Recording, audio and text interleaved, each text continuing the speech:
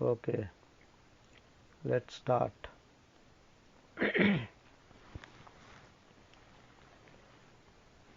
Everybody says Buddhaṃ saraṇaṃ gacchāmi, Dhammaṃ saraṇaṃ gacchāmi,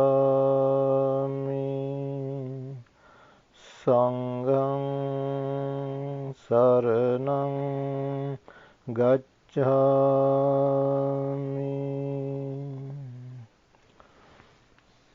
Sabbādisā anuparigam cetasā nivajjagāpiya taramattana kvaci evaṃ piyo putthu attā paresaṃ tasmāna hiṃse paraṃ Kamoti.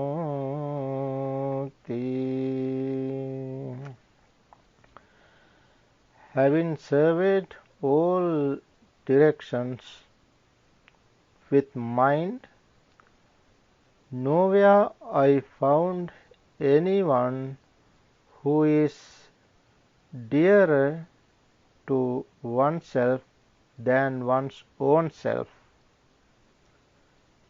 Every person considers himself or herself dear to be the dearest.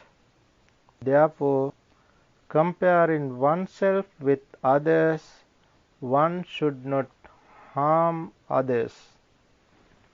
Friends, today is the full moon day of September. We all are here to observe precepts and practice Dhamma in accordance with the Dhamma, as the Buddha has taught us. I am very happy to see these children, my good friends, who have observed precepts. You all observed precepts last night, and since then you all have been practicing the Dhamma. This is the way that we Buddhists practice. This is what exactly the Buddha said, the way to respect the Buddha. You know, the Buddha, while on his deathbed, the last time, as devas were playing different music, they were divine music, they spread all over the sandalwoods, sandal powder, to be scented the whole area. Untimely blown sala flowers dropped in the Buddha's body, on the Buddha's body. Then, addressing the monks, the Buddha said, "Monks, all these things happen to respect the Tathagata." Tathagata means the Buddha. All this happened to respect the Buddha, but this is not the way to respect the Buddha. Honor, esteem the Buddha. The real way to respect the Buddha is practicing, following the Dhamma taught by the Buddha. Friends, this is what the Buddha taught us. That is why we want to practice the Dhamma. Rather doing many different types of puja, this is more applicable. This is more and more useful, more and more meaningful. So I am very happy, and especially I appreciate my little friends, this children, Dhamma friends, little Dhamma friends.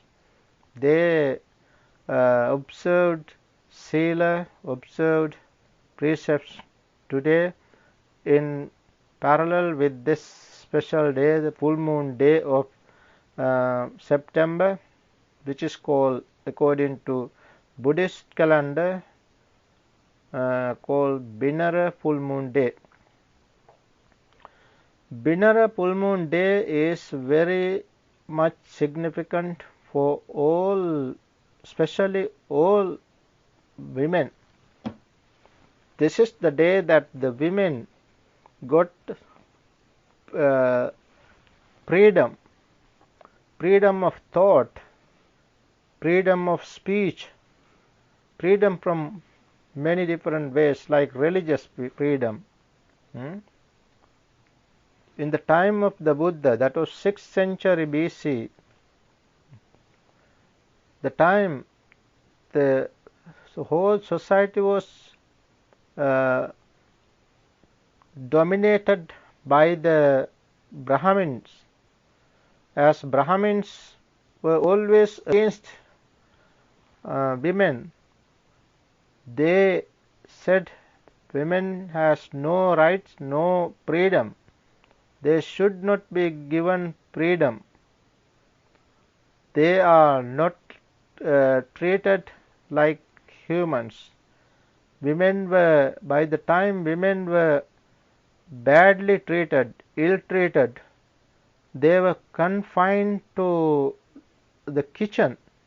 They had no freedom to go out even.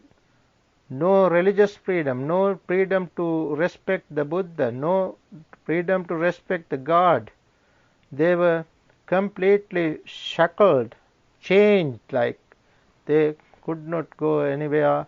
They were always under their, either under their parents, under their husband, or under their sons.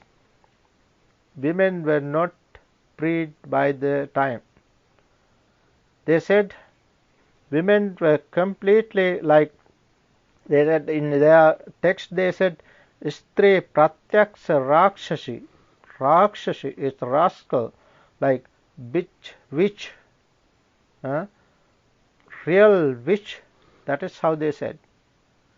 And they said Mukam Padma Dalakarang. The woman's face is like a flower. Beautiful, that's true. They accepted. Mukam Padma Dalakarang. Vacha Chandana Setalang. Their word is very cool word, like sandal is cool. Madhu Tithati Jivagre. At the tip of their tongue there is the honey. But Hudayesu Halahalang, in their heart is full of venom. That is how they defined women. And they said further, the women should not be allowed to behave. Bale Pitur Vase Tittet. She should be stayed under the father, during when she is little one.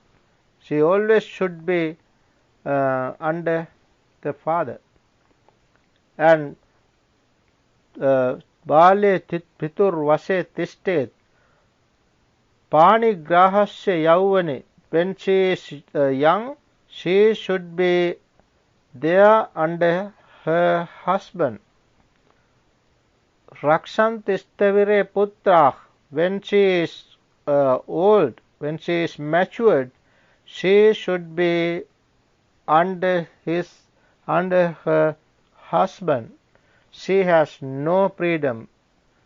That is how they completely cut off their freedom.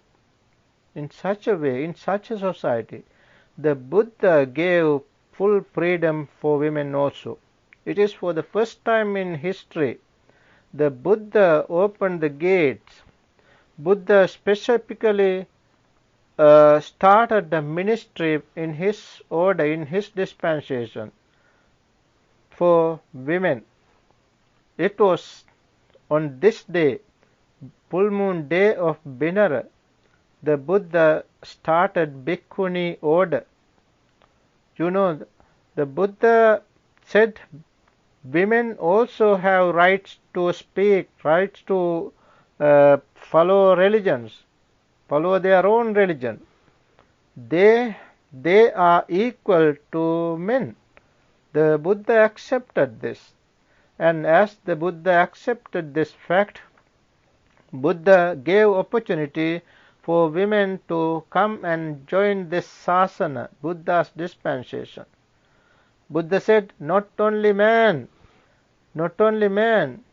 woman also is wise. Once the king went to the Buddha. While the king was with the Buddha, a person came and informed that the queen delivered a daughter. The king was not happy. He was quite disappointed according to the trend in the time. He was disappointed as he was informed that he got his queen delivered a daughter. He was not happy. Then the Buddha said, no, don't think like that. It is incorrect. Even the daughter is good. When one day she will deliver a son who is a wise person, who will be the king of the country. That is how it happens. Even the Buddhas are born to the world because of a mother. The mother is important.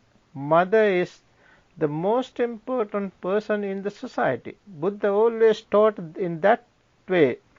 So the Buddha said she should be treated nicely because she also wise. Nuso sabbesu thanesu puriso hote pandito. Not only man is wise. Itti pandita honti. Itti, the woman herself is wise. That is how the Buddha saw this.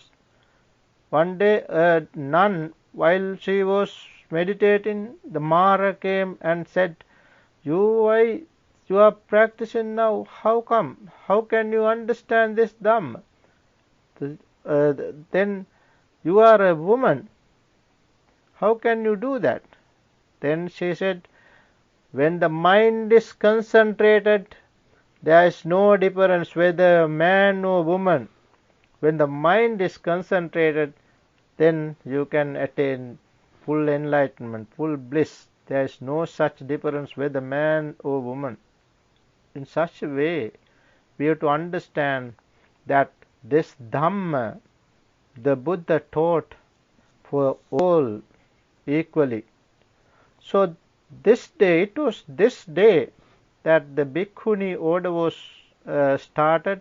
The first person who was ordained was Buddha's foster mother herself. That was Pajapati. So friends, this is the significance of the day. So on this day, as you all observe precepts, now you are going to listen to this Dhamma talk. For this Dhamma talk, our topic is how should one become dear to oneself? How should one become dear to oneself? Dear, peer and priya. Three different languages. Dear in English, dear. Peer in Pali. Priya in Sanskrit. The same meaning. Means pleasing. Dear to heart. Dear to ear. You become dear one to yourself. You become a loved one to yourself. How should one become dear to oneself? That is the topic. According to Buddhism, as Buddhist, as cultured people, as a civilized person, we have to be dear ones. We have to be dear one to ourselves and dear one to others as well. That is how the Buddha taught us. That is why the Buddha introduced metta, love and friendliness. Love and friendliness is to be dear to yourself first, to be a pleasant person, a, a pleasant person, dear one to yourself first, and then you to be a dear one to other persons, other beings, not only humans, all other beings.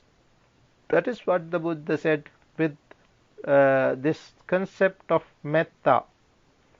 When practice metta, according to the discourse on Mettanisansa, the benefits of metta, Buddha pointed out 11 benefits of practicing metta, where the Buddha said, you can, if you practice metta, in order to practice metta, you have to practice, first you have to be a dear person, dear one to yourself, priya one, dear one, peer one to yourself, and then you extend metta, being dear to all other beings, being good friend to all other beings.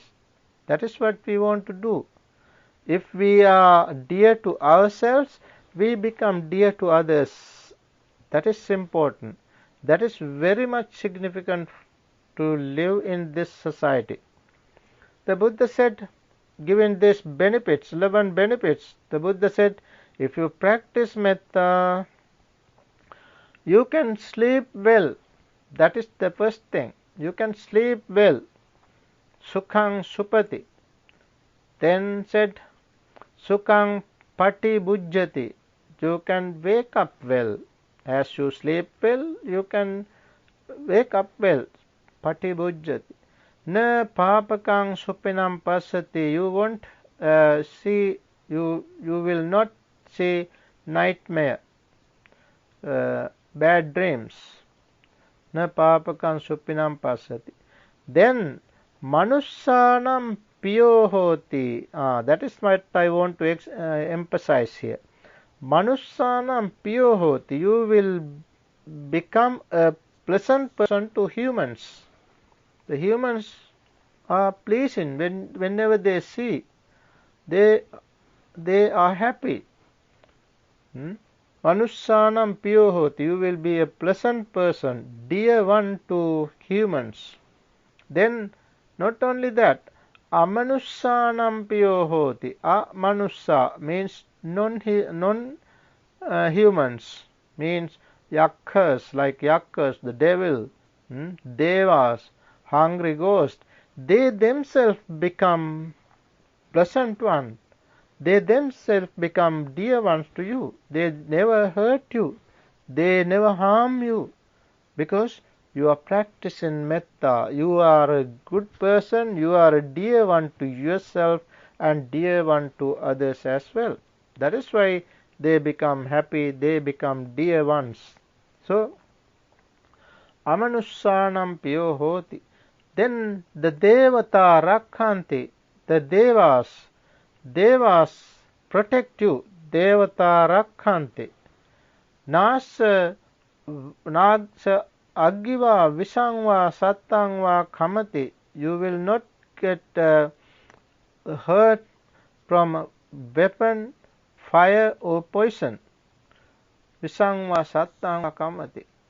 Tuatan chittang samadhyati. As the result of practicing metta, you can concentrate quickly. Tuatan chittang samadhyati. Mukhavanno vippasedati. Your face will become a pleasant face, pleasant one. Mukhavanno vippasedati. Asammullo kalang karoti. One day when you are going to die, you will die without a confused mind. Without a confused mind. And finally, If you couldn't experience the highest bliss here in this world, you will be born in Brahma realm. So those are the 11 benefits the Buddha pointed out. Because of being a dear one to yourself, we are talking about how to become a dear one. One day, King Kosala King Kosala and his queen Mallika, they both went up to the upper terrace of the palace. And while they were there, spending their quality time, pleasure time, as they were there, the king wanted to get a proper answer from the queen Mallika, as they were quite romantic. He said, Mallika, is there anyone dearer to you than yourself? That is the meaning. If there are anyone who's dearest to you than yourself, then he wanted to get the answer. Yes, it is you. That is the answer he expected. But Mallika was not like she was a wise person. She said, no, I have no dear one than myself. Nobody is dearer to me. I am the dearest person. I am the dear one to me. That is how she said. Then the Mallika herself, she asked whether the king, great king, is there any dear one to you? Then he also accepted the same thing, and he said, no, I am the dear one to myself. That is how. So one has to be dear. One has to be a dear one to oneself. One is the dearest to oneself. That is what we have to accept. So they then descended, and the king went to see the Buddha, and he said this story to the Buddha, and that is where the Buddha recited the stanza which I recited at the beginning of this talk. The Buddha said,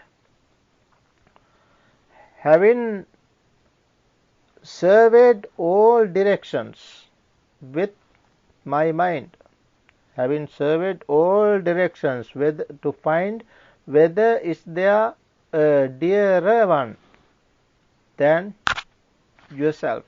Is there any dear one to ourselves than ourselves? Then the Buddha said, nowhere I found a person who is dearer than one's own self. The Buddha said, nowhere I found such a person. He further said, each person considers himself or herself to be the dearest. To be the dearest. Himself or herself to be the dearest.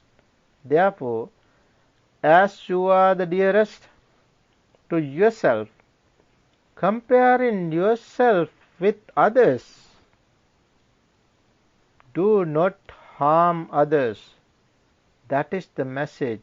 That is what the Buddha said on this occasion. So we have to understand the significance of practicing being the dearest to ourselves. We have to be dear to others as well.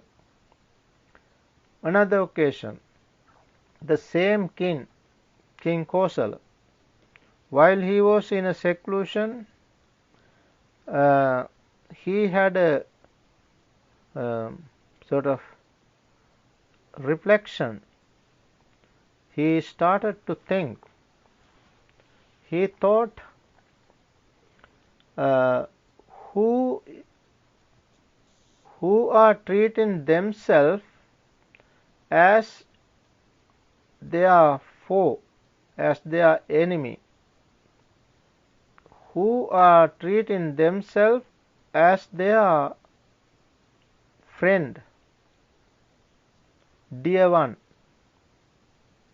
That is how he thought. Who are treating themselves as foe, as enemy, and who are treating themselves as friend, a dear one.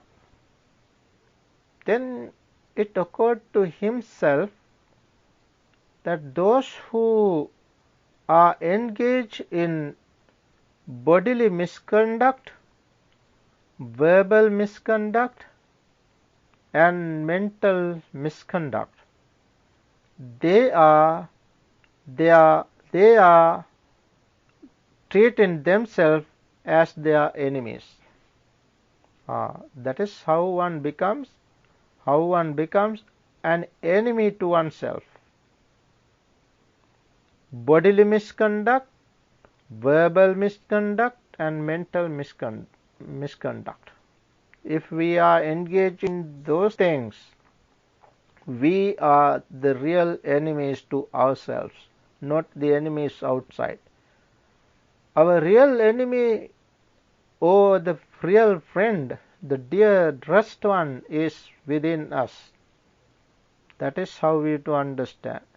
Then he thought, the one who is engaged in good conduct, bodily good conduct, verbal good conduct, and mental good conduct, he or she is treating himself or herself as the friend, the real friend, a dear one or the dearest one, because he or she is engaged in good conduct. Now let's understand that what are these misconduct and good conduct.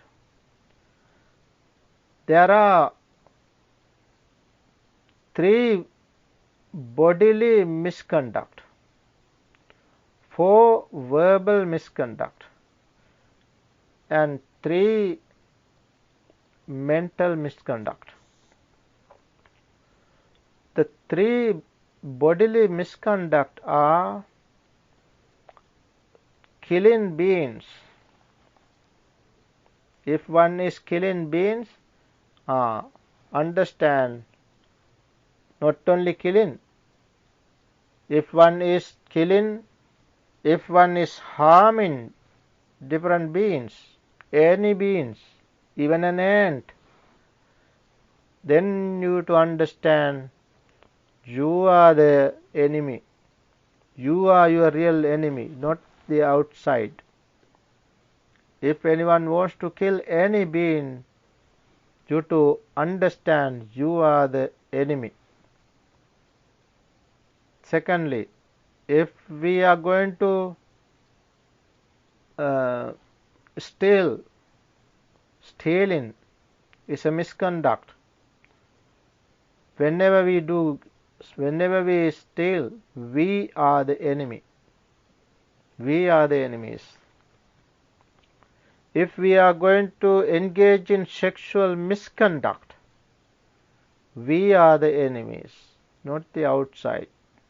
In such a way, we become enemies to ourselves. Then those 3 are the bodily misconduct. Then verbal misconduct. If we are going to use false speech, then we become enemies to ourselves. You are your enemy then. If you are going to tell lies, if you are going to use false speech, you become an enemy to yourself. If you are going to use divisive talk to divide people, divisive talk, then you become an enemy to yourself. If you are using harsh speech, you become an enemy to yourself. If you are using meaningless talk, frivolous talk, you become an enemy to yourself. Those four are called verbal misconduct. Misconduct.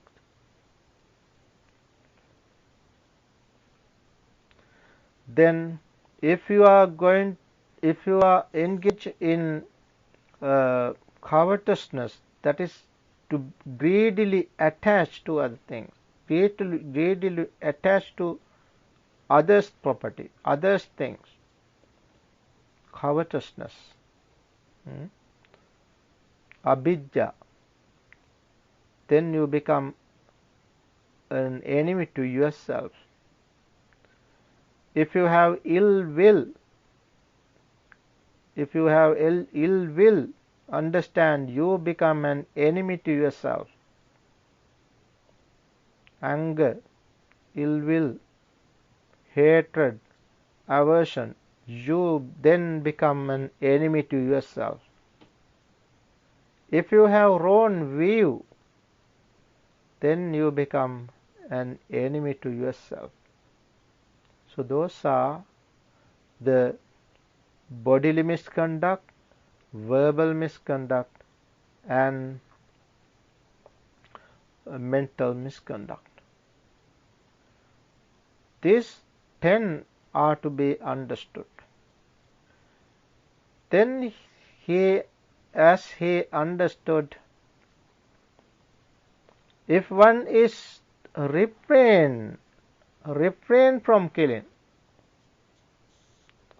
if one is refrain from killing, one becomes a friend, a dear one to yourself. If you are refraining from killing, you are the friend. You are the dear one. If you are refraining from stealing, you are the dear one to yourself. Your friend. You are your friend. You love you. That is why you don't do such things. If you are refraining from sexual misconduct, you become a friend. You become a dear one to yourself. Then these three are the verbal, bodily good conduct. Then if you are refraining from false speech, you become a dear one to yourself, a good friend to yourself. If you are refraining from divisive talk, you become a dear one to yourself, good friend to yourself. If you are refraining from harsh speech, you become a dear one to yourself, a good friend to yourself. Then if you are refraining from useless talk, frivolous talk, you then become a dear one to yourself. This is how one has to become dear. And then if you do not greedily attach to others' property, no covetousness, refraining from this, then you become a dear one to yourself. If you are refraining from ill will, aversion, hatred, then you become a good friend. You become the dear one to yourself, priya one, dear one to yourself.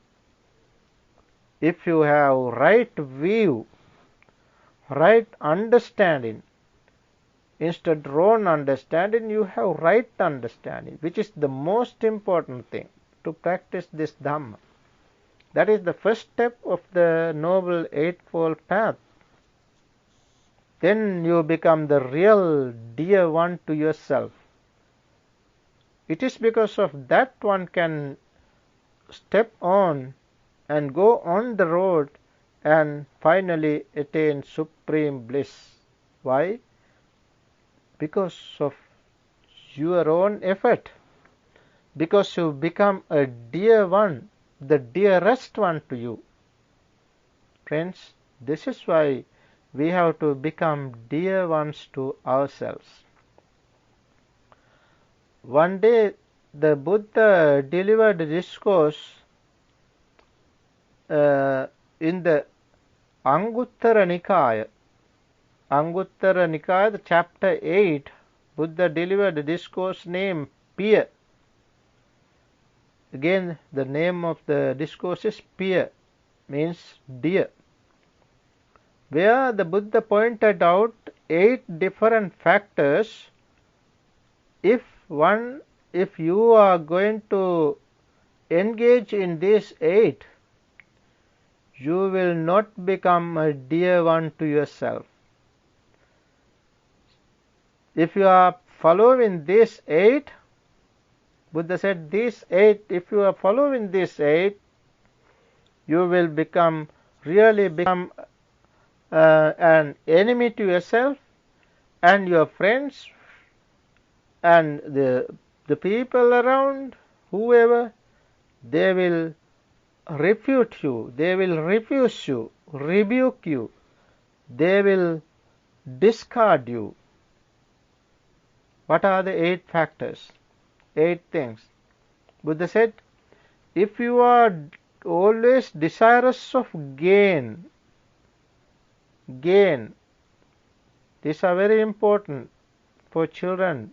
Remember this.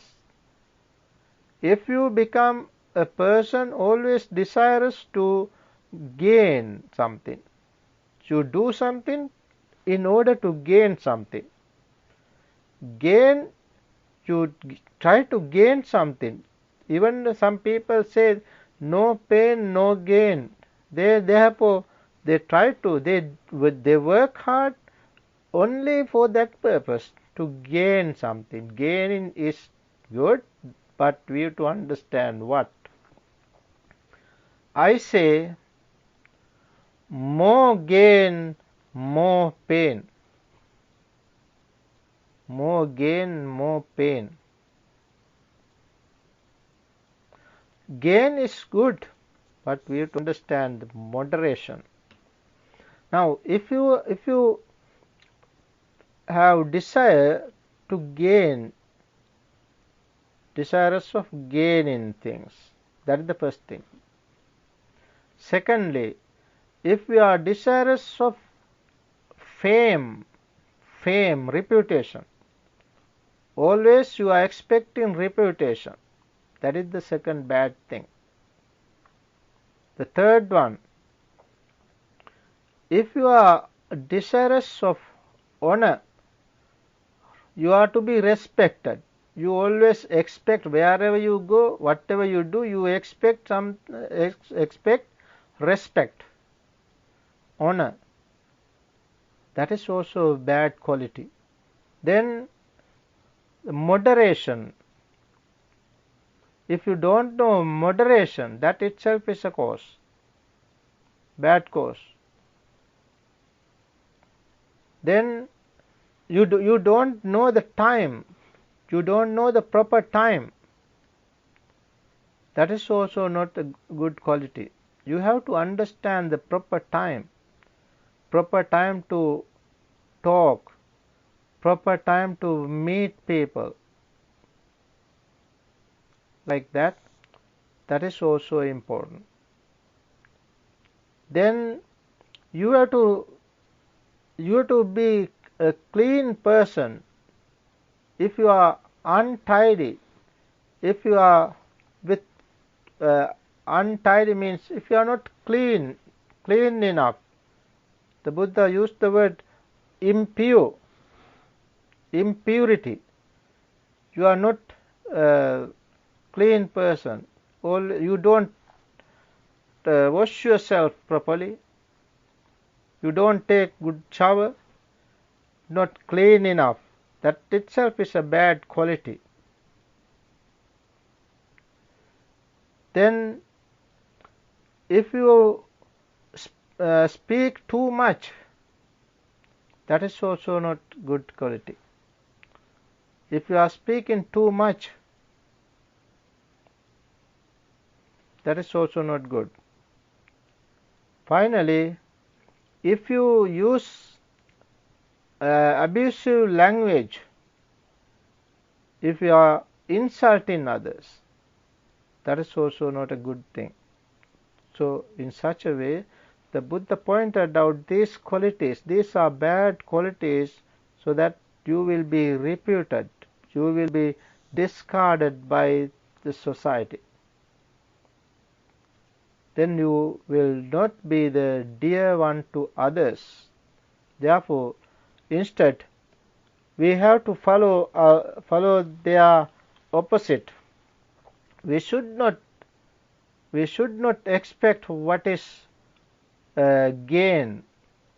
We do things not for the purpose of gain all the time, not for the purpose of fame, not for the purpose of honor. Not we always know the time, right time to do things. We know moderation. If you don't know moderation, that itself is a cause, bad cause, if you don't know. But you to know what is moderation. Moderation, especially moderation of eating. Moderation means middle. You to know that. Then you should be clean. You should be a pure person who is clean, tidy, not untidy, tidy, clean, nicely attired. That is the meaning. And then you don't use abusive language. Instead, you use proper language, language which is dear to ear, dear to heart, pleasant language which is suitable, which is palatable to all. That is how we have to use language also. And finally, you don't insult others. You don't use abusive language. So these are the 8 factors to understand.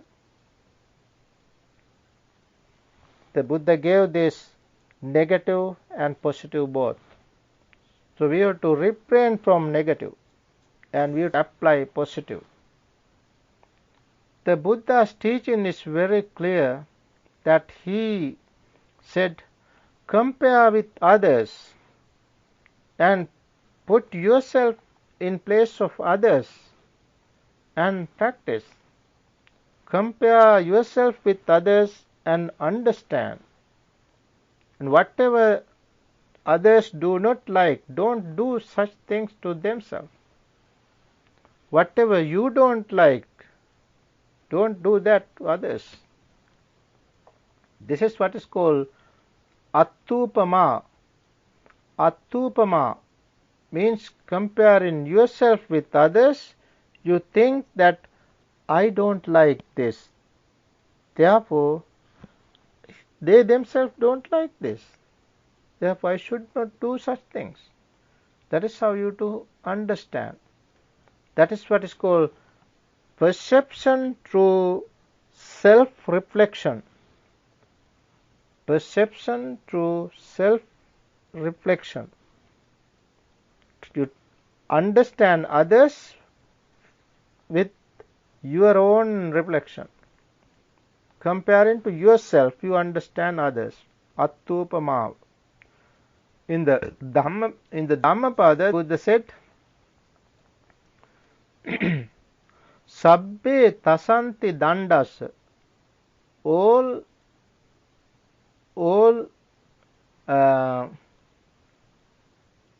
tremble at violence. All beings tremble at violence. Sabbe tasanti dandas. Sabbe bhayanti machunu. All are fear of death. Sabbe bhayanti machunu. Attanang upamankatva. Comparing oneself with others, nahanaya nagate, one should neither kill nor cause others to kill. That is what is called attupama. One day, a group of people from the Bamboo Gate, the village named Bamboo Gate, the people heard that the Buddha has visited their village. Then they understood the fame of the Buddha was spreading. All people talk about Buddha, the qualities of the Buddha.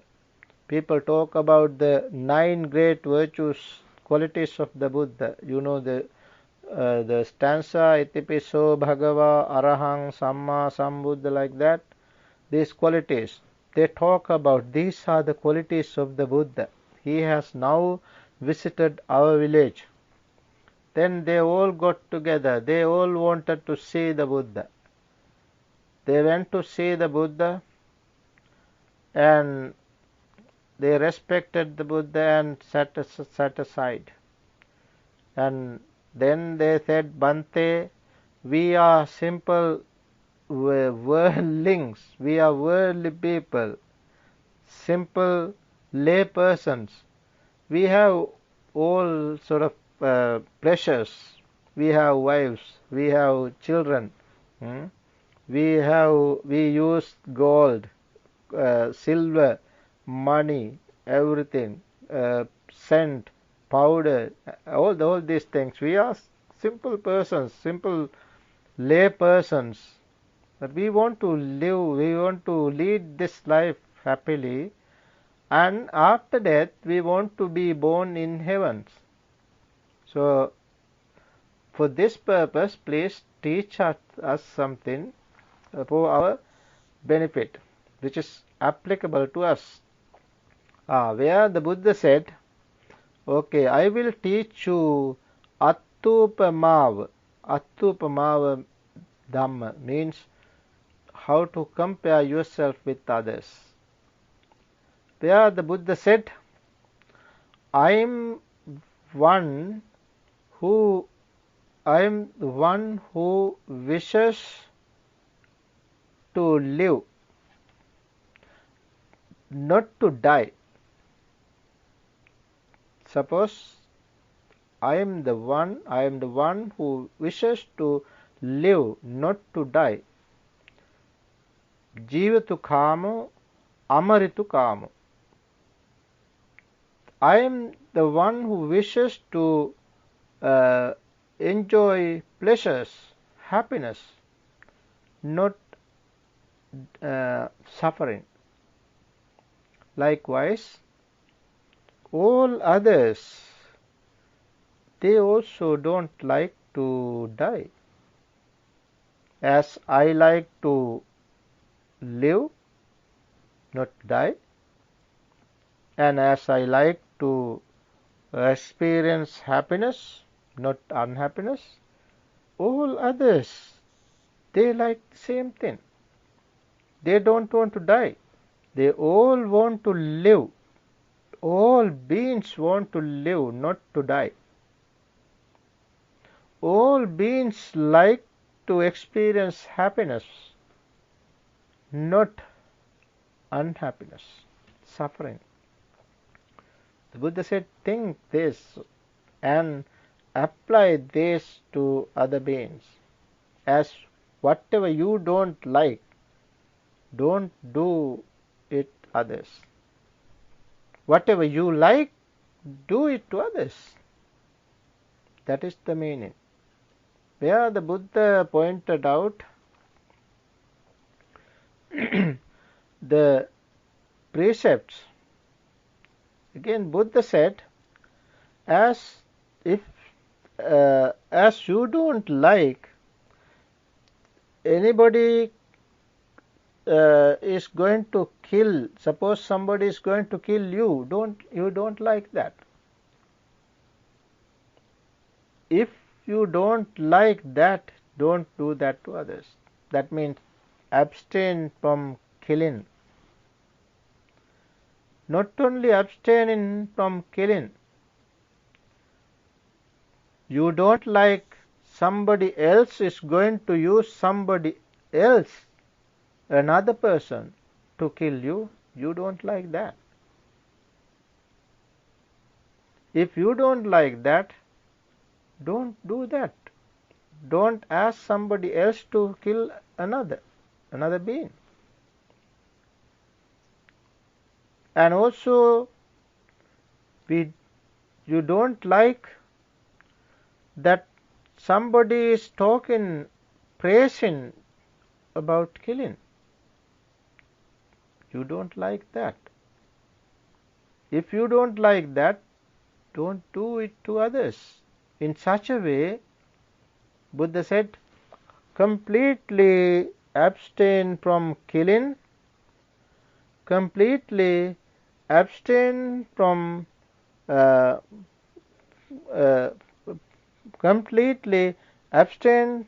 asking somebody else to kill, and completely refrain, completely abstain from praising killing. In such a way, Buddha said, instead, what you to do, when you practice this, you to refrain, you to abstain from killing, and then you instruct others not to kill, and speak in praise of abstinence of killing. Three things. You to abstain from killing, instruct others not to kill, then speak in praise of abstinence of killing. Three things. Then stealing, the same. You to refrain, you to abstain from stealing, you to instruct others not to steal, then you to speak in praise of not stealing. Then sexual misconduct. You to refrain, you to abstain from sexual misconduct, you to instruct others not to do that, then you to speak in praise of not doing that. Then false speech. You to abstain from false speech, then you to instruct others not to do that, then you to speak in praise of abstaining false speech. Divisive talk.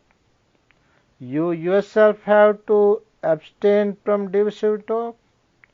You have to instruct others not to do that.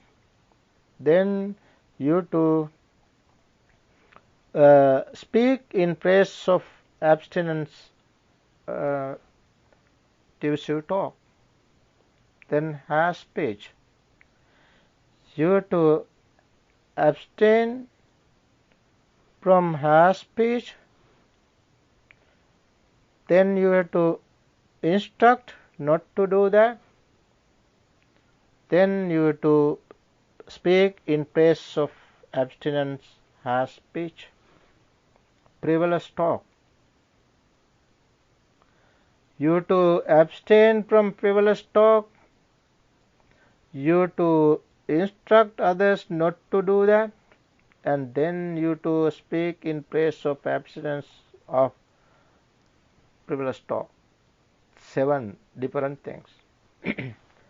Killing, stealing, sexual misconduct, false speech,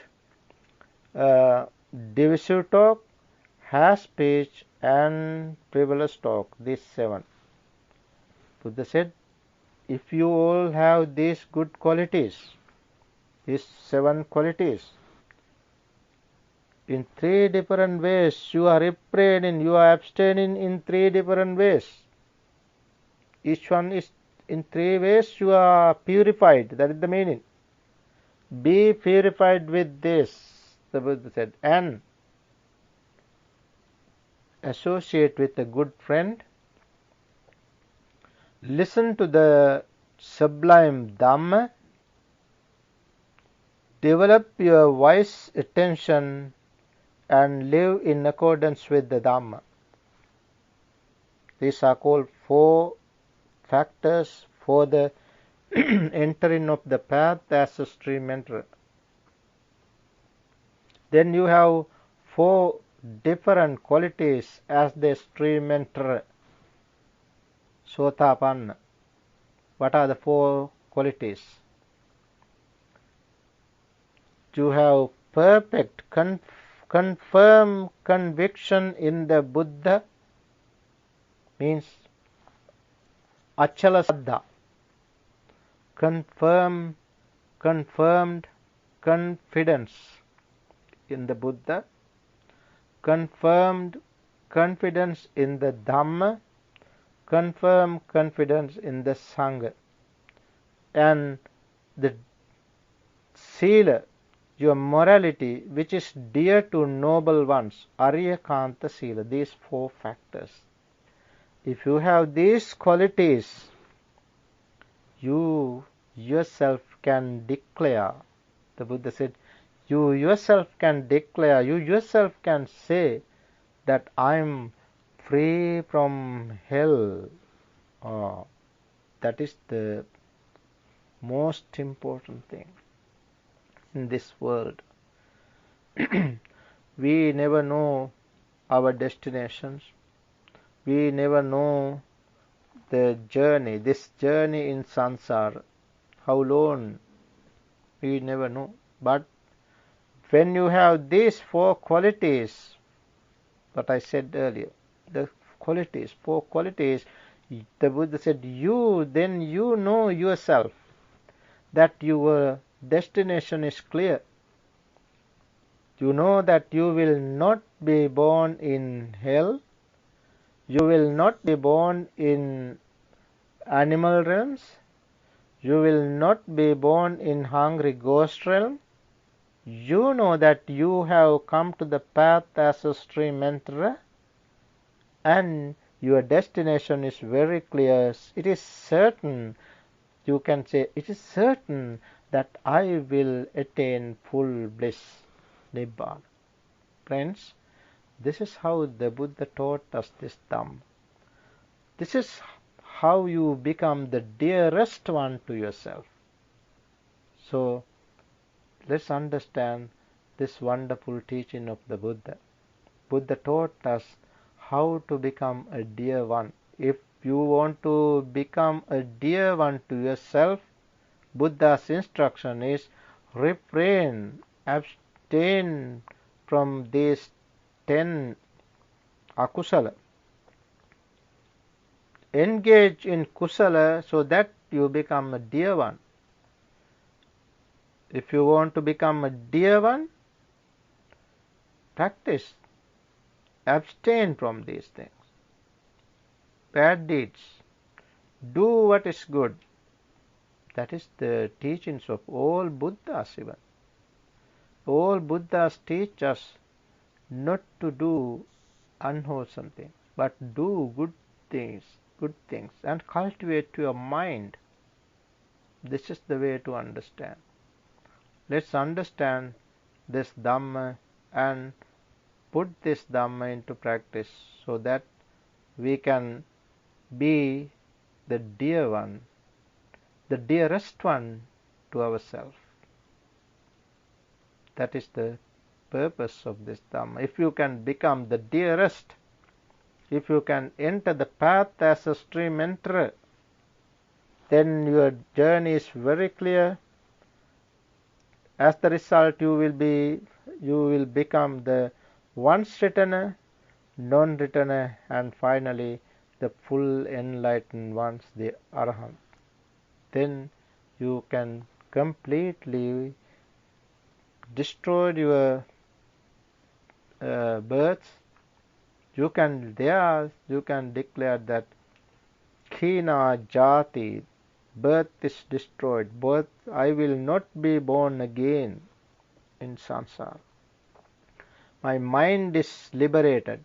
You yourself can say, mind is liberated. Then you know that you are the enlightened ones. So let's try to practice Dhamma in this manner, refraining from all bad deeds, all unwholesome deeds, and let's engage in good deeds so that we can live happily, peacefully, and one day experience this wonderful bliss of Nibbana. May we all attain supreme bliss of Nibbana. Sadhu, sadhu, sadhu.